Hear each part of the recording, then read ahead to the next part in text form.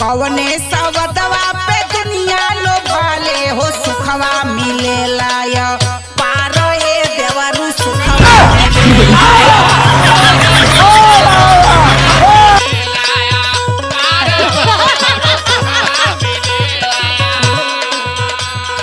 सुना भौजी, बोला बोला बोला बोला। ये सवाल का जवाब तो हमारे लगे बहुत पहले से बा। बस हाँ हो। अच्छा तो ऐसा ना हम जात है हमके ना ना जाए तो नहीं बा। अरे मर्दे देखा बर्तन सर्तन पड़ल बा दुआरे माजे के बा लगी सासू माई चिल्लाए जायदा। ना ना पहले ये सवाल का जवाब सुन ले, फिर हमारा अगला सवाल सुन लिया। अच्छा तो बतावा। जीभ के सवदवा